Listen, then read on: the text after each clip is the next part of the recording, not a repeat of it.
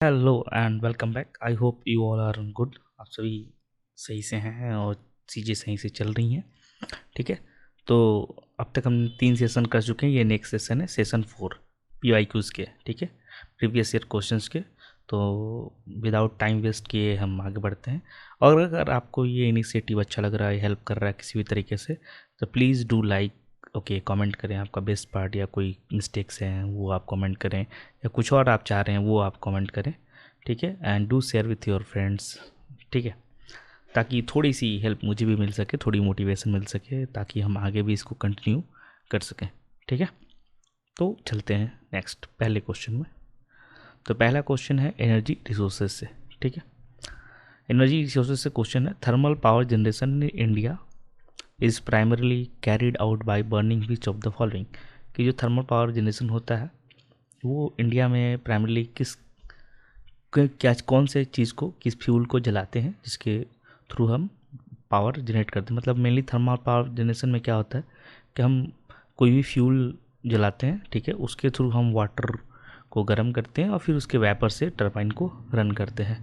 ठीक है, तो इसमें से पूछ रहा है कि मैक्सिमम हमारा जो थर्मल पावर जनरेशन है वो कौन सा फ्यूल एनर्जी रिसोर्स को यूज़ करता है। ठीक है, तो हमारा सही आंसर है कोल। ये हमारा सबसे डोमिनेंट फ्यूल सोर्स है। ठीक है, ओके, तो ये इंडिया का पावर मिक्स है। ठीक है, तो मोस्टली कोल के इंडिया का, जब मोस्टली जो थर्मल पावर प्लांट्स है वो 70% के आसपास कोल से ही चलते हैं, coal based thermal power plants हैं। ठीक है, जो कि झारखंड में, उड़ीसा में, छत्तीसगढ़, यहाँ से मोस्टली कोल आते हैं। कोल को पहले बर्न करते हैं प्लोराइज्ड फॉर्म में और उसके बाद स्टीम से, जो बताया वही प्रोसेस सेम।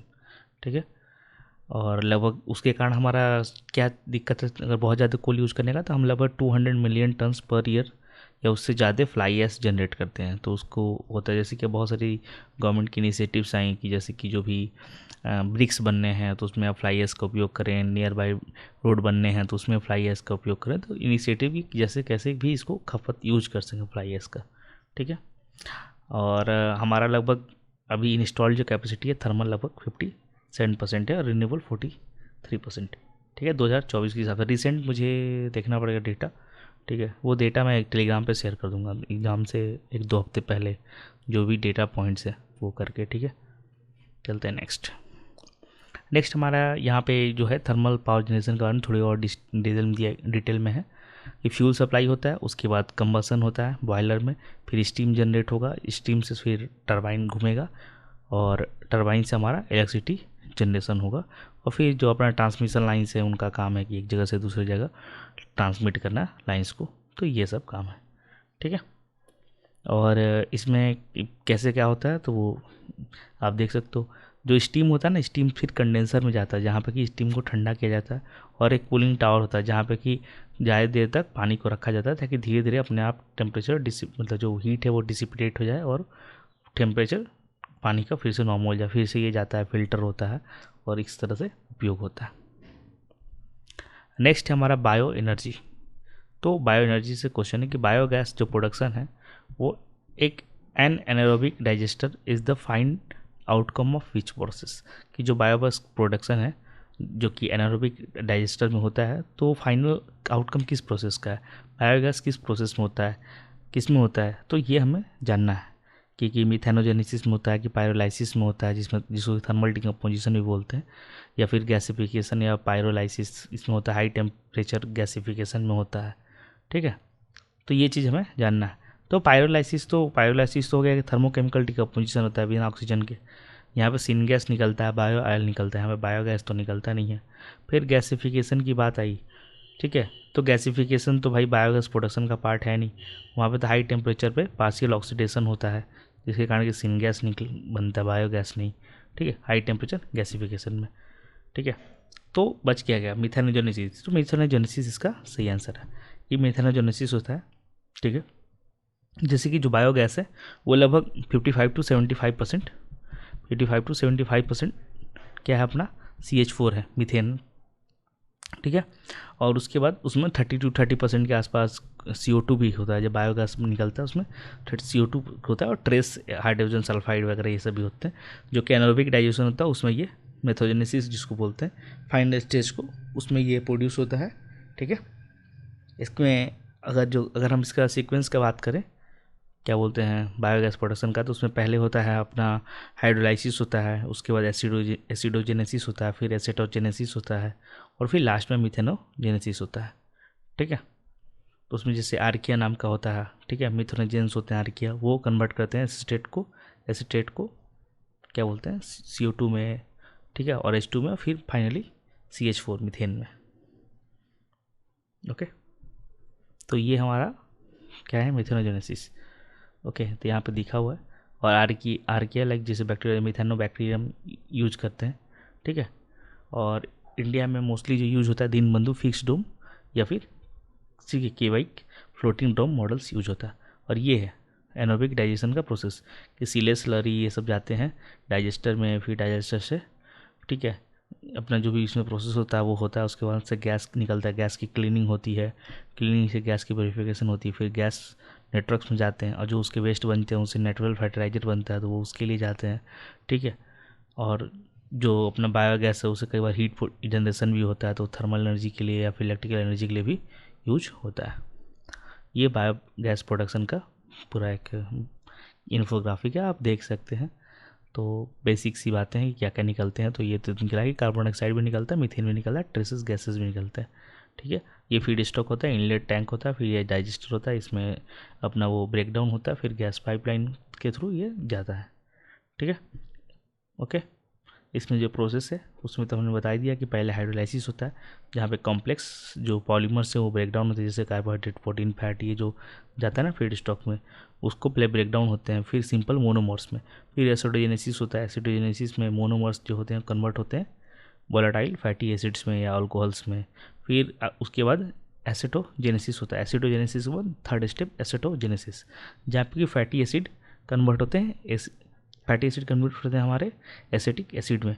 और चौथा हमारा प्रोसेस है जो है मिथेनोजेनेसिस लास्ट में, जहाँ पे कि जो मिथेनोजेंस होते हैं, जो बैक्टीरियाज होते हैं, वो कन्वर्ट करते हैं एसिटेट को, ठीक है, मीथेन गैस में। ठीक है, चलते हैं नेक्स्ट हमारा इन्वायरमेंटल पॉलिसी पे, कि to generate environmental awareness at the grass root level. ठीक है, पर्यावरण वाहिनी स्कीम व लॉन्च्ड।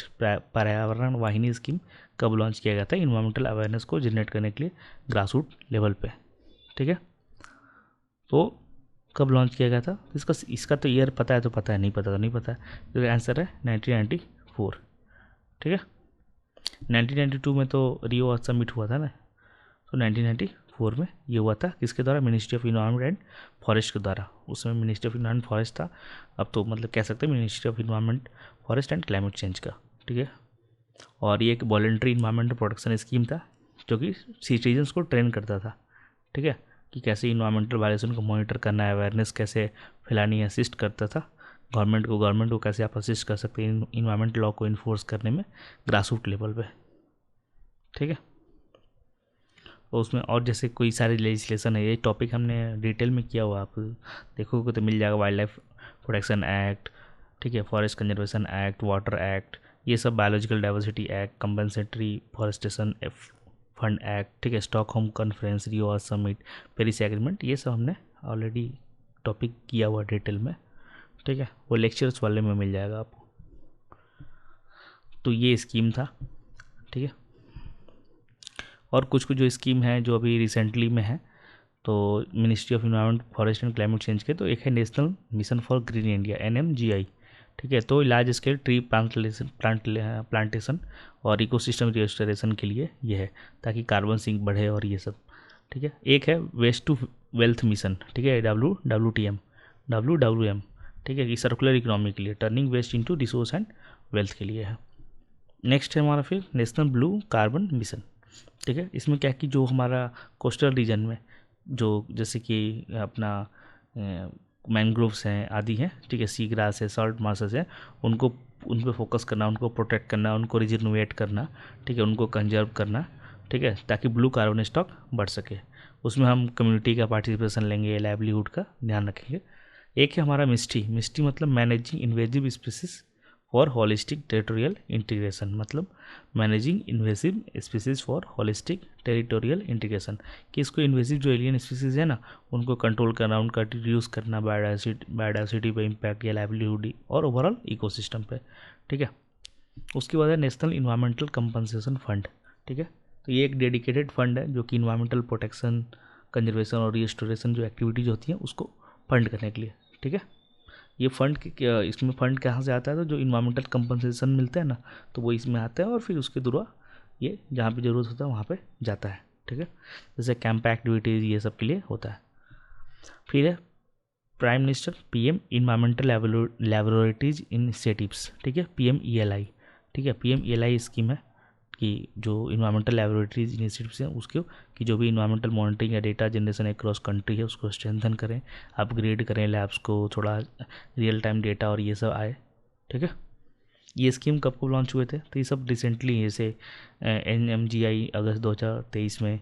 ठीक है, वेस्ट टू वेल्थ मिशन 2023 में अक्टूबर में। ठीक है, नेशनल ब्लू कार्बन मिशन अक्टूबर 2023 में, मिस्टी को नवंबर 2023 में।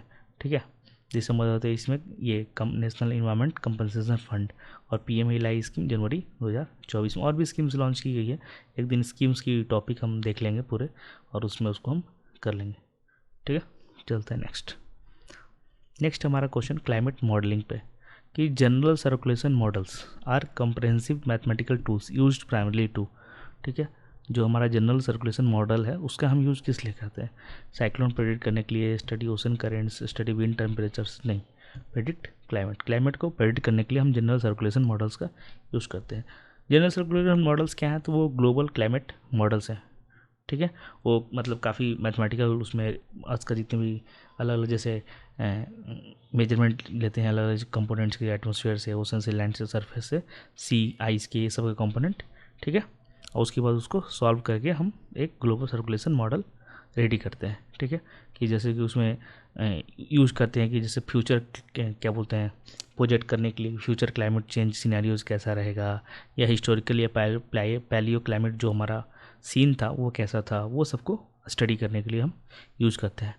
ठीक है, तो IPCC जो है हमारा, ठीक है, inter government panel on climate change जो है हम यूज करता है इसी का, ग्लोबल सर्कुलेशन मॉडल्स का। ठीक है, तो उसके आधार पे फिर वो लोग स्टडी करते हैं और बाकी चीज़ें फिर बताते हैं। ठीक है, चलते हैं नेक्स्ट। तो वही बातें थोड़ी बहुत दी हुई हैं इसके बारे में, और यहाँ पे थोड़े और डिटेल्स में दिए हुए हैं तो आप पॉज करके देख सकते हो। ठीक है, चलते हैं नेक्स्ट क्वेश्चन हमारा ग्लोबल इमिशन पे, कि सबसे कम लोवेस्ट पर capita green house gas emission कहाँ पे है।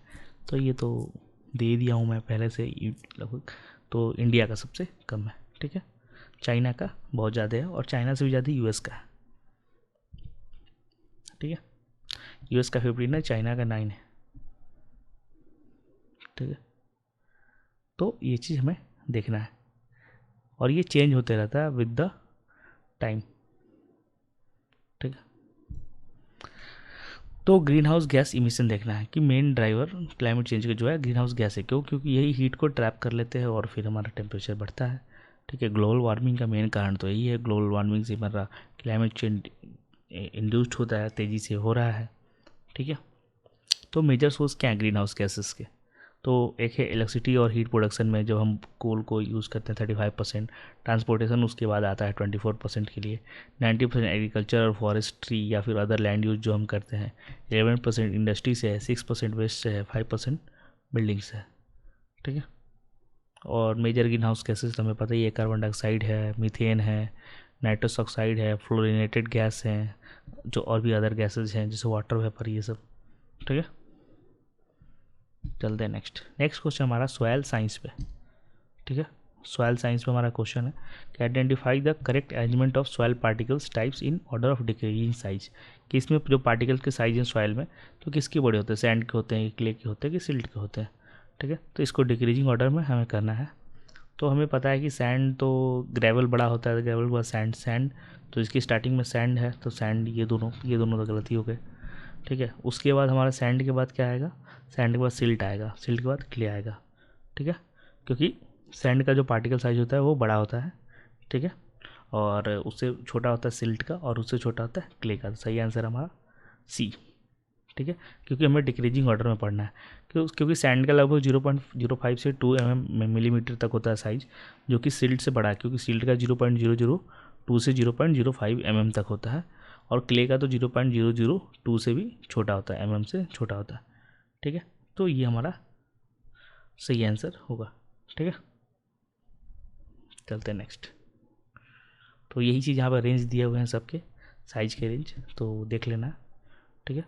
और जो आइडियल सॉइल एग्रीकल्चर सॉइल होता है उसमें होना चाहिए 40% सैंड, 40% सिल्ट और 20% क्ले। जो लोम सॉइल होता है वो सबसे बेस्ट होता है। यहाँ पे सॉइल पार्टिकल्स के बारे में दिया गया है कि सॉइल क्या क्या चीज़ का बना होता है। तो वाटर होता है, एयर होता है, ठीक है, मिनरल्स होते हैं और ऑर्गेनिक मैटर्स होते हैं। यहाँ पे सॉइल पार्टिकल के साइज़ का दिया हुआ है कि सबसे बड़ा सैंड होता है, फिर सिल्ट होता है, फिर क्ले होता है, सैंड से ऊपर ग्रेवल, ये सब भी होते हैं, ठीक है।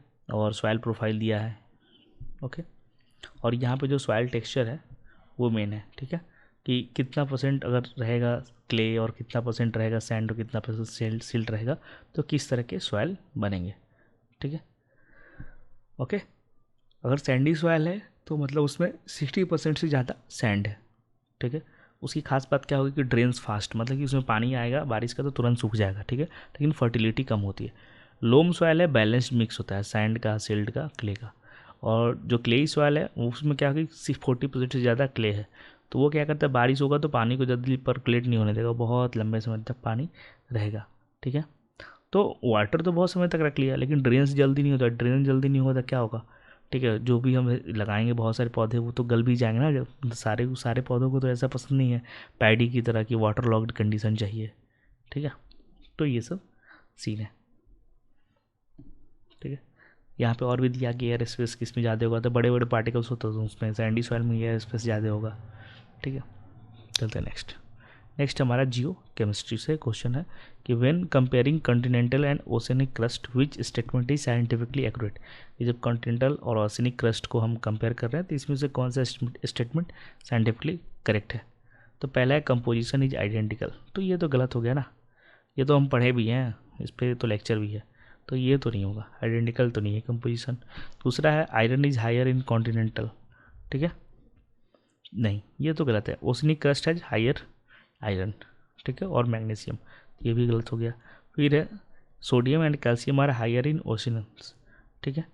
तो ओशनिक क्रस्ट, तो उस हमें क्रस्ट के बारे में, ओशन में तो है लेकिन ओशनिक क्रस्ट में तो नहीं है, तो पार्शियली ये तो रॉन्ग है, ठीक है। फिर है sima and aluminium are higher in continent, तो ये सही है कि सीमा और जो अल्मोनियम है वो कॉन्टिनेंटल जो क्रस्ट है उसमें ज़्यादा होते हैं, ठीक है, क्योंकि मोस्टली जो रॉक्स हैं वो ग्रेनाइट टाइप फेल्सिक रॉक्स हैं, जैसे क्वार्ट्ज है, फेल्सपर है, माइका है, ठीक है।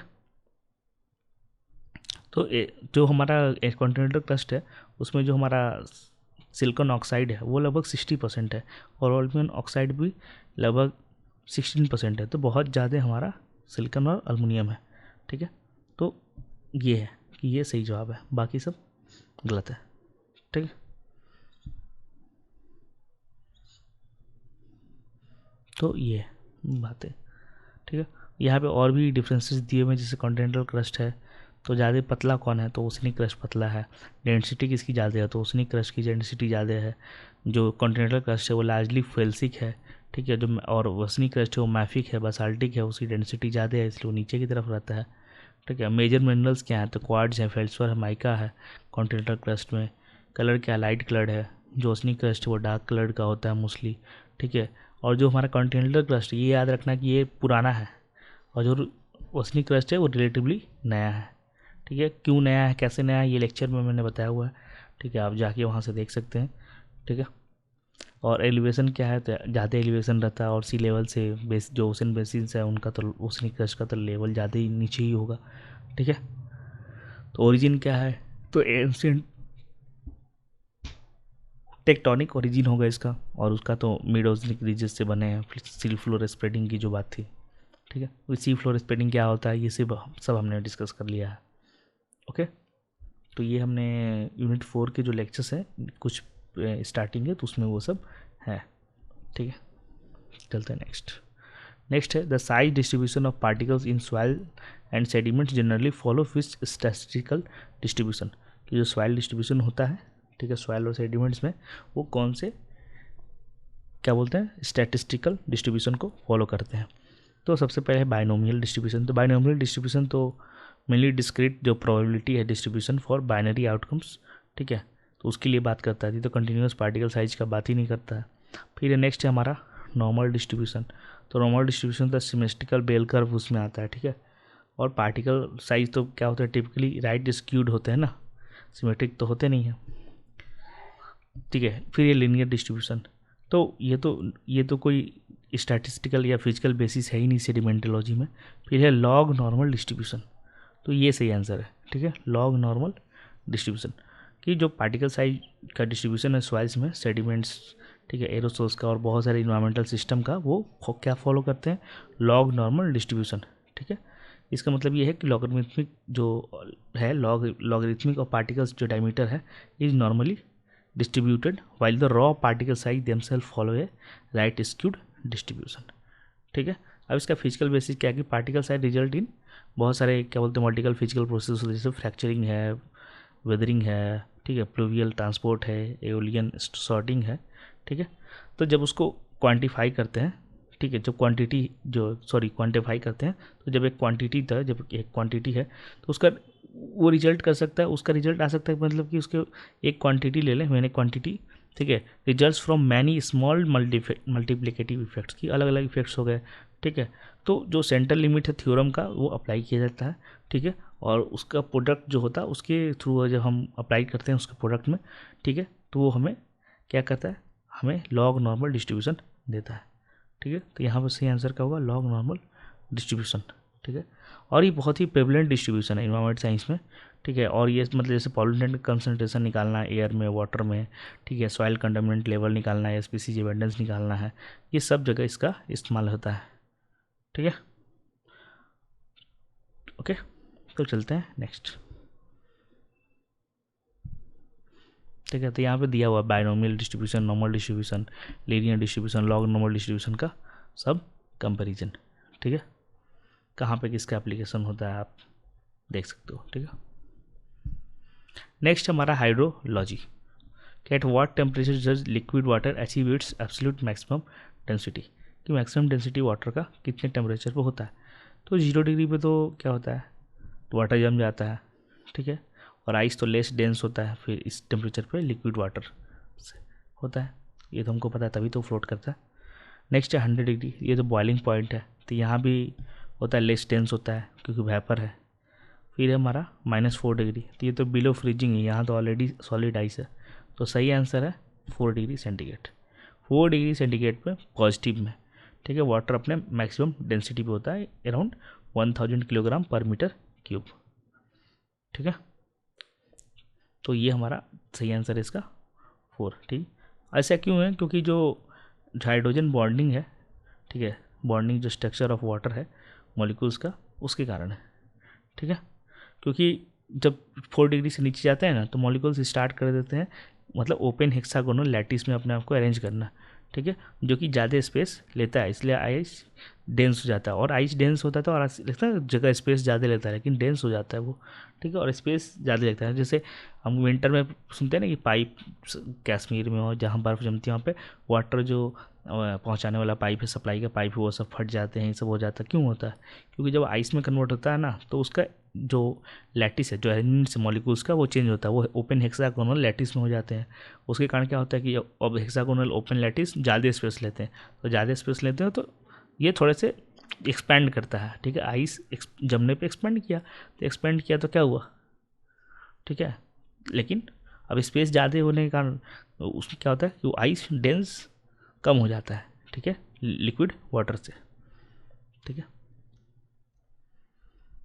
तो ये हमारा एक इसको क्या बोलते हैं एनोमलस बिहेवियर ऑफ वाटर, ठीक है, और ये बहुत ज़रूरी है, ठीक है, क्योंकि ऐसा होगा ना एनोमलस तो ऊपर की तरफ तो जब जैसे सपोज एक लेक है, लेक इकोलॉजी में सबसे मस्त देखने को मिलता है कि फ्रीजिंग एरिया में जो लेक है उसका टॉप तो जम जाएगा, ठीक है, लेकिन उसके नीचे के एक्वाटिक लाइफ सर्वाइव कर जाता है विंटर में। क्यों, क्योंकि ऊपर का तो जम गया लेकिन नीचे का तो नहीं जमता है, ठीक है, ठीक है, नीचे का टेम्परेचर 4 डिग्री 5 डिग्री तक होता है, तो सारे जो जीव जंतु नीचे सर्वाइव करते हैं और ऊपर अपना जम जाता है। और जो जमने के कारण क्या होता है, आइस तो ऊपर की तरफ फ्लोट कर रहा है, ठीक है, तो नीचे तो नहीं जा रहा है, तो उसके कारण से ये हेल्प होता है।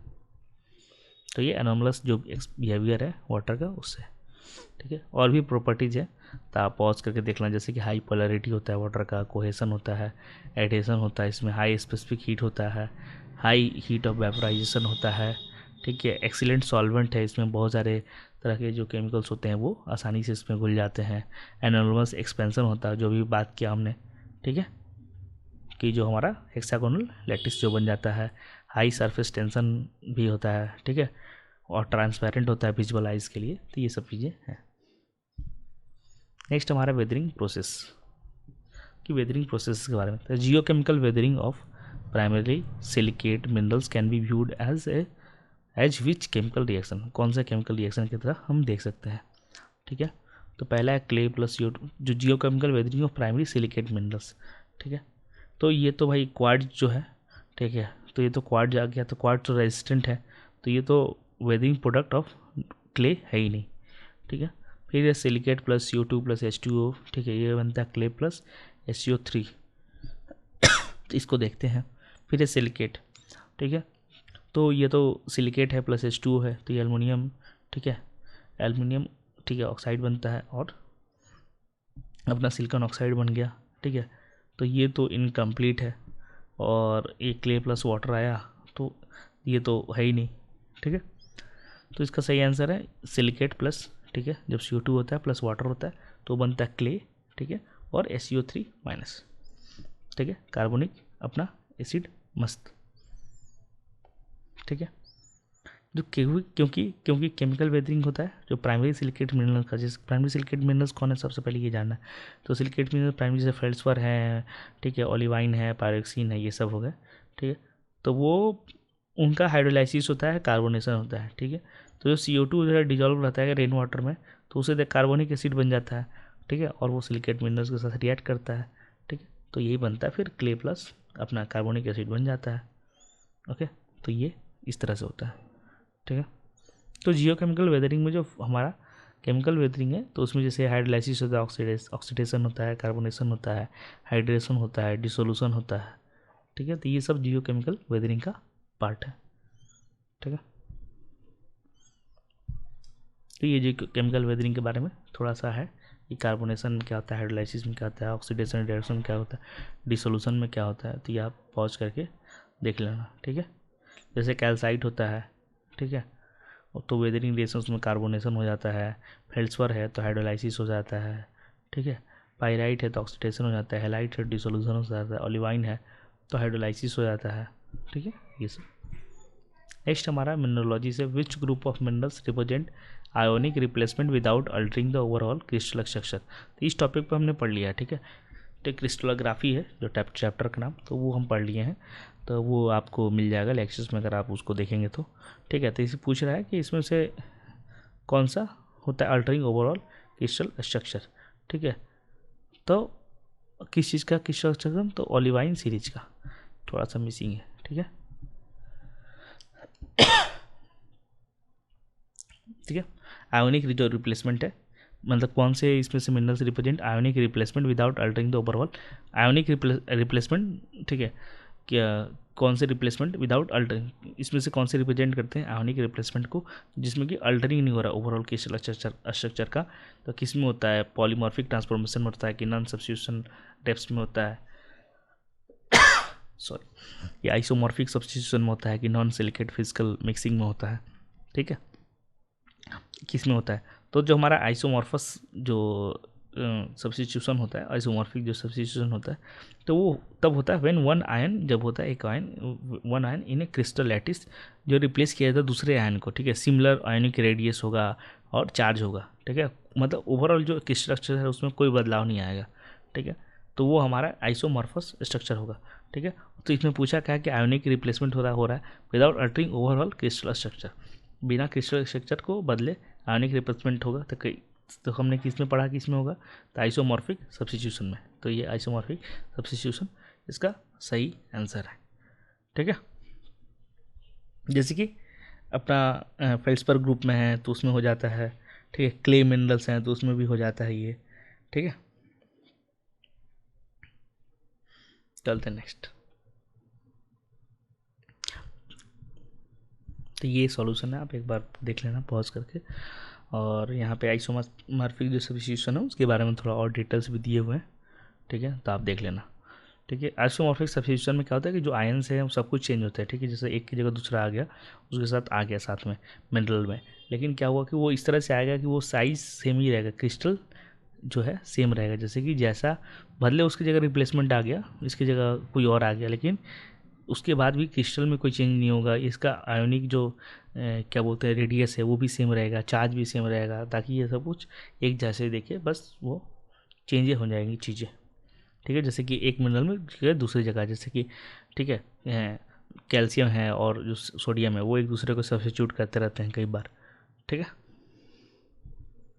नेक्स्ट हमारा मेटामॉर्फिज्म पे, कि garnet is a common metamorphic mineral that typically forms as a product of which precursors, ठीक है। जो गार्नेट है वो जो कॉमन मेटामॉर्फिक मिनरल है, तो उसका प्रिकर्सर कौन है, किसके प्रिकर्सर है, कौन उसका प्रिकर्सर है, ठीक है। तो क्वार्ट्जाइट, ठीक है। तो क्वार्ट्जाइट तो होने से रहा, क्योंकि ये तो मेटामॉर्फोस सैंडस्टोन है, ठीक है।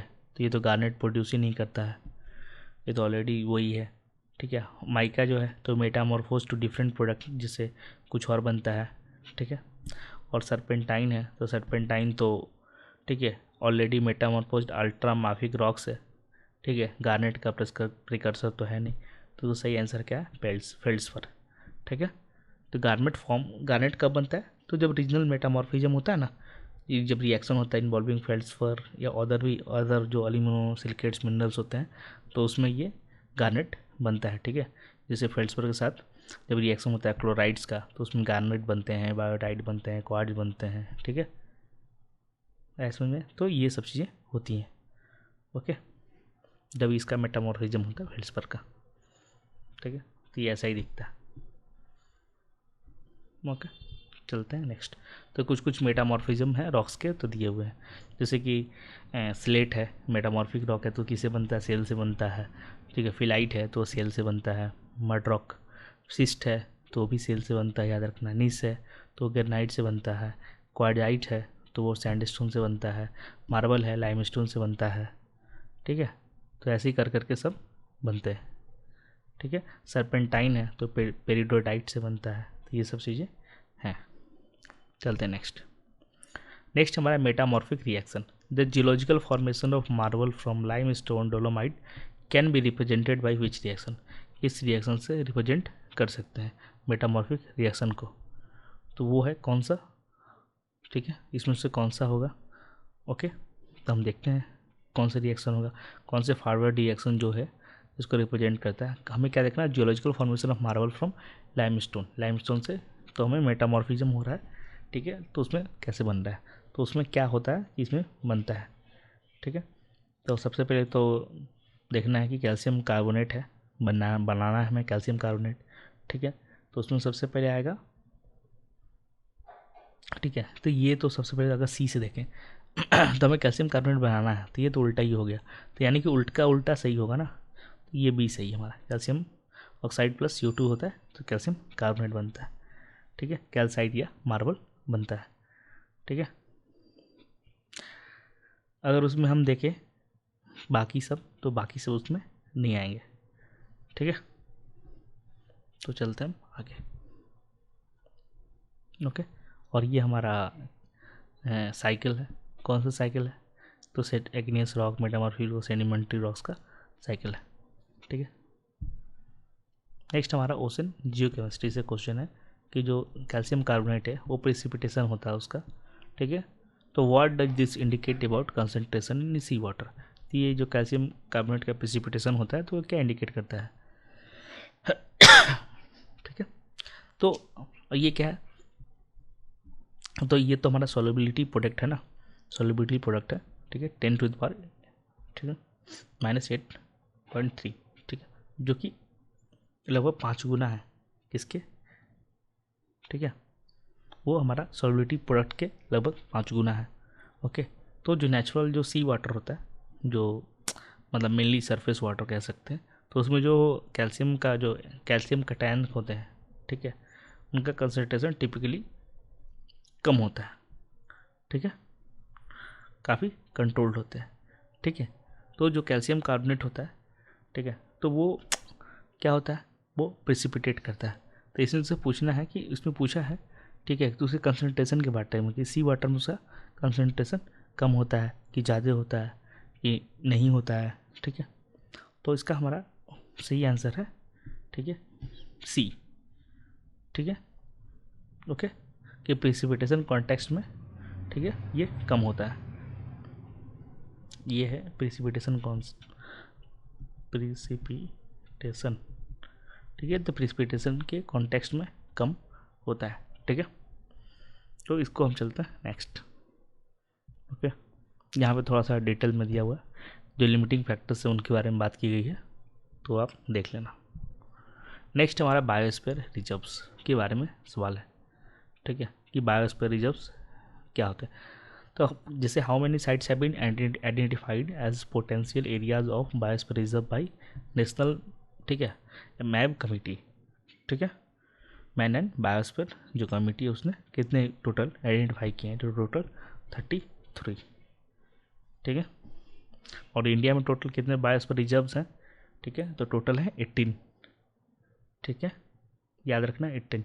और टोटल यूनेस्को, ठीक है, यूनेस्को रिकॉग्नाइज अपने कितने हैं बायोस्फीयर रिजर्व, तो टोटल है 12, है समझ में। तो इस तरह से याद रखना है। बायोस्फीयर रिजर्व के डोनेशन कैसे होते हैं, सबसे नीचे होता है कोर एरिया, यहाँ पे एकदम सब कुछ बंद, एकदम कोई इंटरफेरेंस नहीं, कोई नहीं जाएगा। बफर जोन तो ये परमिशन लेके रिसर्च एजुकेशन पर्पज से हम कुछ कर सकते हैं। ट्रांजिशन जोन तो यहाँ पे सबसे बाहर तो सस्टेनेबल ह्यूमन सेटलमेंट होता है, और मोस्टली जो जाते हैं ना हम बायोस्फीयर रिजर्व घूमने, तो मोस्टली हम इसी ट्रांजिशन एरिया में घूम के आ जाते हैं, ठीक है। तो ये बायोस्फीयर रिजर्व के बारे में कुछ डिटेल्स है जो कि दिया हुआ है, ठीक है, यो देख लेना है। तो टोटल हमारे इंडिया के 18 ऑफिशियल बायोस्फीयर रिजर्व्स हैं। तो कौन कौन से हैं, तो हम देख लेते हैं। एक है नीलगिरी है, ठीक है, ओके। दूसरा है हमारा नीलगिरी कहाँ पे है, तो तमिलनाडु में है। दूसरा क्या है, नंदा देवी है, ठीक है। तीसरा हमारा क्या है, नौकरेक है, कहाँ है, मेघालय में। चौथा क्या है, मानस है, ठीक है, वो कहाँ पे है, तो वो आसाम में है। पांचवा है हमारा कौन सा, सुंदरबन, वो कहाँ है, वेस्ट बंगाल में। छठा क्या है, गल्फ ऑफ मन्नार है, वो तमिलनाडु में। फिर सातवां क्या है, ग्रेट निकोबार है, ठीक है, वो तो अंडमान निकोबार आइलैंड में। फिर सिमलीपल है, वो है उड़ीसा में। डिब्रू साइकोवा है, वो फिर से आसाम में है। दिहांग दिबांग है, तो वो भी अरुणाचल प्रदेश में है, ठीक है। पंचमढ़ी है हमारा मध्य प्रदेश में है। कंचनजंगा है, सिक्किम में है। अगस्त मलाई है, तो भी तमिलनाडु में है, ठीक है। फिर है अचानक मार अमरकंटक, तो वो भी एमपी में है, ठीक है। कच्छ है, तो कच्छ हमारा कहाँ पे, गुजरात में है। कोल्ड डेजर्ट हमारा क्या है, तो वो हिमाचल प्रदेश में है, ठीक है। कोल्ड डेजर्ट समझ के तो ये नहीं मार देना भाई ऑप्शन, कि नहीं नहीं नहीं लद्दाख में होगा, नहीं नहीं नहीं, ठीक है। फिर शेष चालम है, वो आंध्र प्रदेश में है। पन्ना है एमपी में, तो एमपी में मध्य प्रदेश में कौन कौन से 3 है, अमरकंटक, पन्ना, और एक और कौन सा हो, आप बताओ, अभी तो बताया था मैं, ठीक है। तो हमारा कौन कौन सा हो गया, तो पन्ना है, ठीक है, अचानक मार अमरकंटक हो गया, और उसके अलावा एक और कौन सा है हमारा एमपी में, याद करो भाई, कौन सा है, अभी बताया, वो पुराना है दोनों, तो ये वो वहाँ का हिल स्टेशन भी है ना एमपी का, तो क्या है, तो पंचमढ़ी, ठीक, ओके। और इसमें से 12 यूनेस्को वाले यूनेस्को मैप में है, ठीक है। चलते हैं नेक्स्ट हमारा क्रायोबायोलॉजी से क्वेश्चन है कि विच of the following not a permitting penetrating cryo protectant, कि इसमें से कौन सा परमिटिंग क्रायो प्रोटेक्टेंट नहीं है, ठीक है। तो क्रायो प्रोटेक्टेंट्स क्या होते हैं, क्रायो प्रोटेक्टेंट्स प्रोटेक्ट करते हैं बायोलॉजिकल मटेरियल को ड्यूरिंग फ्रीजिंग, ठीक है, टाइम में, by preventing damaging ice crystal formation, ठीक है। क्यों आइस क्रिस्टल नहीं बन रहे, वो उनको कैसे क्लासीफाई किया जाता है, तो पेनिट्रेटिंग होते हैं, दूसरे नॉन पेनिट्रेटिंग होते हैं। पेनिट्रेटिंग मतलब जो कि इंट्रासेलुलर परमिशन देते हैं, ठीक है, क्रायो प्रोटेक्टेंट्स, जैसे कि स्मॉल मॉलिक्यूल्स जो कि क्रॉस कर जाता है सेल मेम्ब्रेन को और प्रोटेक्ट करता है अंदर से, ठीक है, जिसमें कि एग्जांपल हो गया ग्लाइसरॉल हो गया, ठीक है, डाइमेथाइल सल्फोऑक्साइड हो गया, ठीक है, ये सब हो गए, एथिलीन ग्लाइकोल हो गए, ये सब हो गया। दूसरे होते हैं नॉन पेनेट्रेटिंग। नॉन पेनेट्रेटिंग मतलब एक्स्ट्रा सेलुलर, ठीक है, ये लार्ज मॉलिक्यूल्स होते हैं जो कि बाहर ही रहते हैं, सेल के बाहर रहते हैं और प्रोड्यूस करते हैं, ठीक है, by reducing osmotic shock, osmotic shocks को रिड्यूस करते हैं और एक्स्ट्रा सेलुलर आइस फॉर्मेशन करते हैं, ठीक है। इसमें कौन कौन सा आते हैं, जैसे सुक्रोज हो गया, ठीक है, टेरालोज हो गया, ये सब हो गया। जिससे पूछा है नॉन परमिटिंग मतलब जो अंदर नहीं जाता है, तो सही आंसर क्या, सुक्रोज, ठीक है। तो इसका बहुत यूज है कंजर्वेशन बायोलॉजी में या मेडिसिन में, जैसे सीड बैंक है, ठीक है, तो वहाँ पे जैसे कि सेवलबार्ड में है ना, सेवलबार्ड में ग्लोबल सीड वॉल्ट नॉर्वे में, जहाँ पे हर तरह का बीज रखा गया, तो वहाँ पे भी यूज, जैसे national bureau of plant genetic resources हैं, ठीक है, तो वहाँ भी यूज़ होता है। एनिमल जर्म सेल बैंकिंग में इसका यूज होता है, जैसे स्पर्म क्वार्ट्स, ठीक है, एम्ब्रॉयज को, इंडेंजर्ड स्पीसीज के एम्ब्रॉयज हैं उसको कंजर्व करने के लिए, ठीक है, फिर कोरल क्रायो प्रिजर्वेशन भी करते हैं इसका यूज करके, ठीक है। तो ये क्रायो प्रोटेक्टेंट के बारे में थोड़ा सा डिटेल में दिया हुआ है, तो आप पॉज करके एक बार देख लेना, ठीक है। Next, ecological hierarchy, aggregation of all ecosystem on earth is referred to as, सारे इकोसिस्टम को अर्थ क्या बोलते हैं, एटमॉस्फेयर बोलेंगे, इकोस्फेयर बोलेंगे, स्ट्रेटोस्फेयर बोलेंगे, आयनोस्फेयर, ये तो एटमॉस्फेयर का ही पार्टी है, ठीक है, लेयर्स है, तो इसका सही आंसर है इकोस्फेयर, ठीक है। नेक्स्ट हमारा बायो फर्टिलाइजर्स, इसमें से कौन सा बायो फर्टिलाइजर नहीं है, which of the following is not classified as bio fertilizer, इसमें से कौन सा बायो फर्टिलाइजर नहीं है, ठीक है। तो प्रीवियस लेक्चर में तो आप देख लेते हैं ना कुछ कुछ चीज़ें, जैसे कि कॉन्सेप्ट्स आते हैं पूछते हैं, जैसे इकोलॉजी का टर्म किसने कॉइन किया था, अर्नेस्ट हैकल ने किया था, ठीक है, बायोस्फीयर का कॉन्सेप्ट किसने दिया, तो एडवर्ड स्वेस ने दिया था, ठीक है। इकोस्फीयर का यूज़ किसने किया था, तो लैमोंट कोल ने यूज़ किया था 1958 में। तो नेक्स्ट हमारा क्या था, इसमें बायो फर्टिलाइजर इसमें से कौन सा नहीं है, तो हम ये कर रहे थे कि बायो फर्टिलाइजर इसमें से कौन सा नहीं है, तो एक्वाटिक फॉर्म एजोला भी है, ब्लू ग्रीन एल्गे भी है, ठीक है, फॉस्फेट सेलुलाइजिंग माइक्रोब्स भी है, बर्मी कंपोस्ट नहीं है, क्योंकि बर्मी कंपोस्ट तो ठीक है ऑर्गेनिक फर्टिलाइजर है ना, बायो फर्टिलाइजर थोड़ी है, ऑर्गेनिक फर्टिलाइजर बायो फर्टिलाइजर में डिफरेंस है। बायो फर्टिलाइजर को डिफाइन किया जाता है कि ऐसा सब टर्म्स जिसमें कि लिविंग माइक्रो ऑर्गेनिजम्स है, जैसे बैक्टीरिया, फंजाई, एल्गे हो सकते हैं, जो कि अप्लाई किया जाता है किस पे, सीड्स पे या प्लांट सरफेस पे या सॉइल्स पे, और फिर वो कोलोनाइज होने देते हैं, ठीक है, दो इंटीरियर ऑफ प्लांट्स को कोलोनाइज कर लेते हैं और ग्रोथ को प्रमोट करते हैं by increasing the supply of primary nutrients, ठीक है, ओके। लेकिन वर्मी कंपोस्ट बायो फर्टिलाइजर नहीं है, ठीक है, वो तो ऑर्गेनिक फर्टिलाइजर जो कि अर्थवर्म डिकम्पोजिशन जो करता है ऑर्गेनिक वेस्ट का, उससे वो प्रोड्यूस होता है, ठीक है। तो बायो फर्टिलाइजर कई तरह के होते हैं, जैसे कि नाइट्रोजन फिक्सिंग बायो फर्टिलाइजर हो गया एक एग्जांपल, जैसे राइजोबियम है, ठीक है, ओके, एजोटोबैक्टर्स हैं, ये हो गए नाइट्रोजन फिक्सिंग बैक्टीरियाज हो गए, ठीक है। कुछ होते हैं फॉस्फेट सेलुलाइजिंग बैक्टीरिया, जैसे बैसिलस मैग्नेटेरियम है, सूडोमोनाज है, ठीक है। कुछ होते हैं फॉस्फेट मोबिलाइजिंग बैक्टीरियाज, तो ये अलग अलग तरह के होते हैं, ठीक है।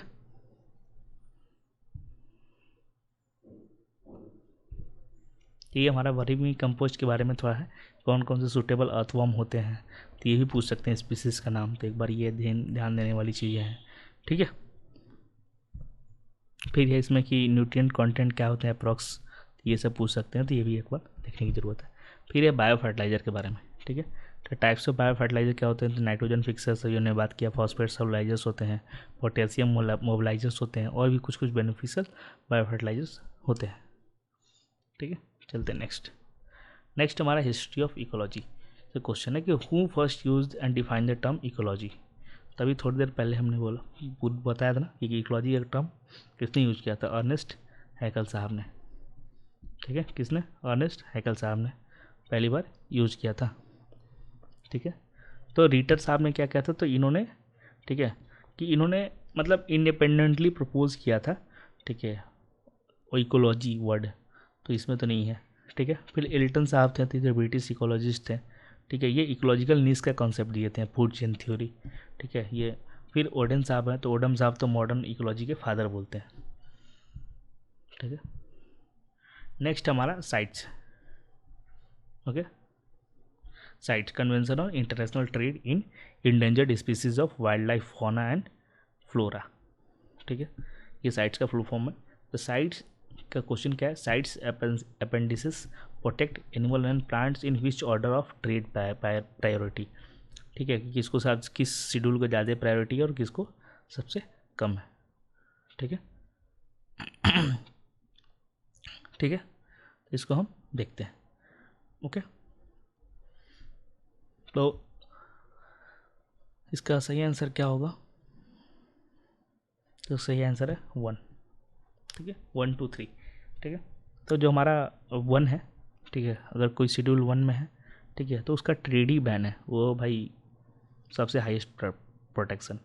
फिर जो शेड्यूल 2 में है तो उसका थोड़ा बहुत परमिट रिक्वायर्ड है, ठीक है। और थर्ड का क्या है, शेड्यूल थर्ड में वो कंट्री स्पेसिफिक है, ओके। तो ये प्लांट्स एनिमल्स दोनों के लिए है, ठीक है।